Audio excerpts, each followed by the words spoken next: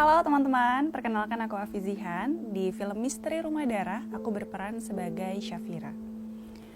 Syafira ini adalah, kalau kita lihat sosok karakternya Syafira sendiri ya, dia workaholic, cukup pekerja keras, terus kemudian dia orang yang positif, selalu positif, melihat segala sesuatu tuh selalu akan ada peluang dan kesempatan di depan gitu. Jadi apapun akan dia lakukan untuk mencapai itu gitu loh, in a good way ya.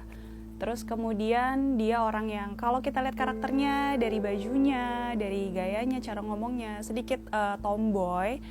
Mungkin kalau kita prediksi zodiaknya apa, kayaknya Capricorn ya zodiaknya, karena dia tuh suka banget bekerja nih kayaknya. Curiosity dia tapi pada akhirnya membawa dia pada sebuah misteri yang harus dipecahkan, sebuah konflik, dan itu makanya kalau mau tahu harus nonton filmnya, nanti akan berakhir seperti apa begitu. Terus kemudian Syafira ini sebenarnya anak baru yang mau kerja di salah satu perusahaan atau PH, yang mungkin teman-teman udah banyak yang tahu juga ya kalau hidup di gen-gen milenial mungkin tahu program TV Percaya Nggak Percaya. Nah, ceritanya di film ini Syafira adalah salah satu karyawan baru yang baru aja join di production house untuk program Percaya Nggak Percaya gitu. Nah, kemudian dia dikasih satu tantangan atau satu job desk baru untuk memecahkan sebuah, bukan memecahkan sih, untuk mengadakan sebuah program, dan dari situ membawa Syafira pada sebuah realita yang sulit diterima. Tapi disitulah konfliknya dari film ini.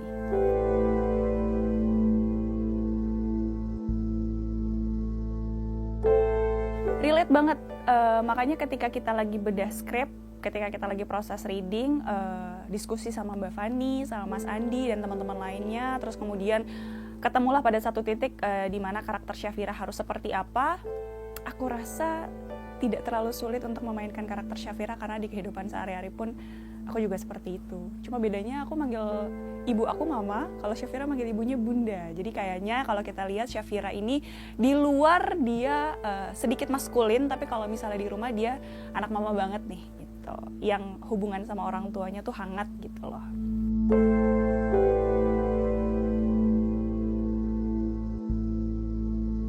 Kalau ditanya sekarang, aku udah bisa compare sama pengalaman aku di syutingan yang lain. Tetapi pada saat itu, jujur, film ini adalah experience pertama aku syuting.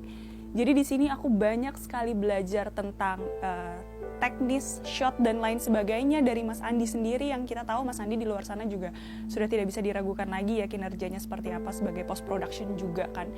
Terus kemudian bagaimana cara mendalami karakter, karena pada saat proses preparation kita ada ini juga kan, belajar sama acting coach juga untuk bagaimana caranya mendalami karakter, dan ternyata tidak sesulit itu. Bondingnya juga sama teman-teman mudah sekali. Terus kemudian di proses pendalaman karakter atau acting coach itu juga ada gamesnya. Jadi di situ adalah momen-momen pertama kali aku tahu semuanya. Oh ternyata proses pendalaman karakter seperti ini. Oh ternyata proses reading itu seperti ini. Oh ternyata syuting itu seperti ini ya. Ada master, ada cover, gitu. Menarik.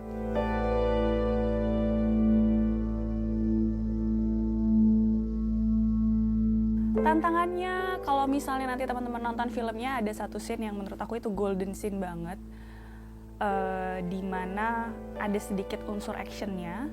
Kemudian kalau kita tahu Mas Andi juga sangat pro sekali ya dengan film-film yang berbau dengan action.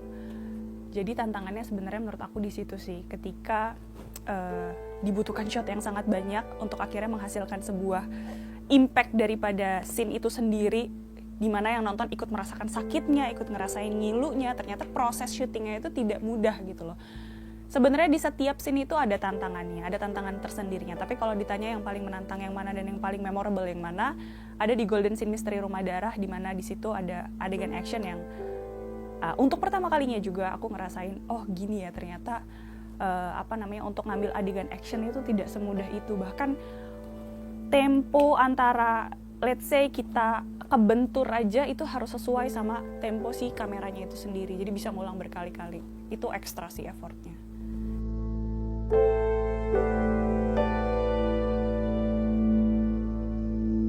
Aku nggak pernah mengalami hal-hal mistis, dan aku sendiri bisa dibilang bukan orang yang peka juga sama hal-hal seperti itu. Tetapi ini pengalaman pertama, dan sejauh ini itu masih pengalaman satu-satunya ya. Ketika syuting Misteri Rumah Darah, ada satu adegan yang menurut aku itu deep banget, emosionalnya juga luar biasa sekali. Adegan aku sama Gendis. Jadi di situ aku pakai softline putih. Terus ketika di-cut, aku copot softline-nya. Di situ aku ngerasa, itu maghrib by the way. Aku ngerasa sedih banget, aku sakit hati banget. Itu sedih yang gak pernah aku rasain seumur hidup aku. Terus dicopot satu lagi softline-nya.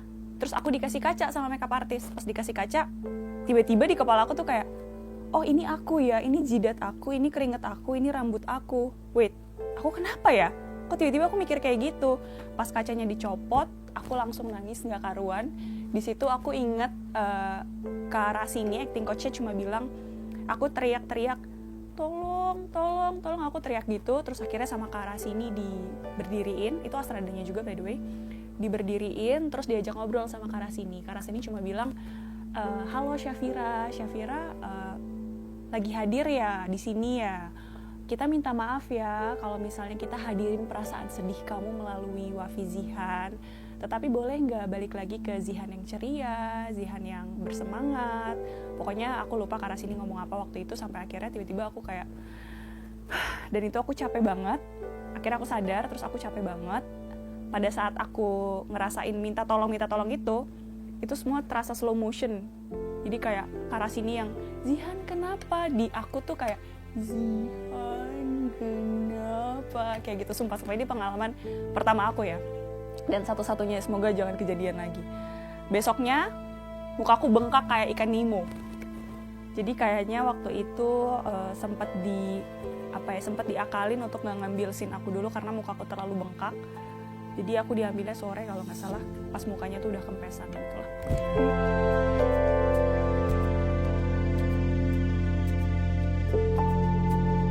Adegan sama Mas Emil. Aku nggak tahu kenapa, tapi energinya Mas Emil itu bisa ngebantu aku untuk in karakter.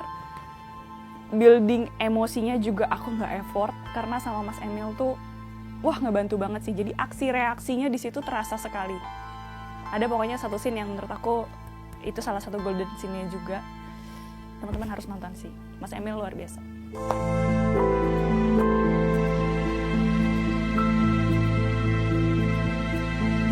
Jujur semuanya. Bahkan kita udah lama banget nggak ketemu, dan hari ini kita ketemu lagi. Tiba-tiba aku kayak ngomong sama diri aku sendiri, wah gila ya, ternyata ini ngingetin aku lagi pada saat preparation, ternyata memang aku sebonding ini sama mereka, sampai kita udah lama gak ketemu, terus kita ketemu lagi tuh ngalir gitu aja gitu.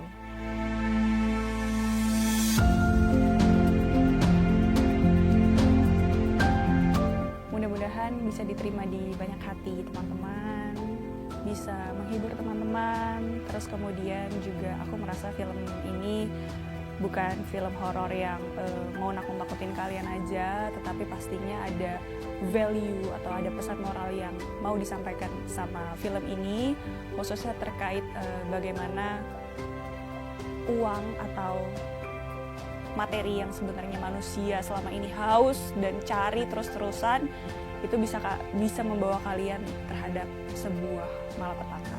Jadi ya harus bersyukur lah.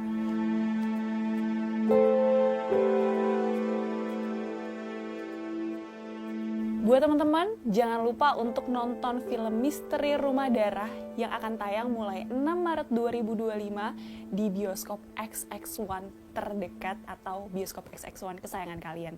Ajak keluarga kalian, ajak teman kalian, ajak mantan kalian, ajak pacar kalian, boleh.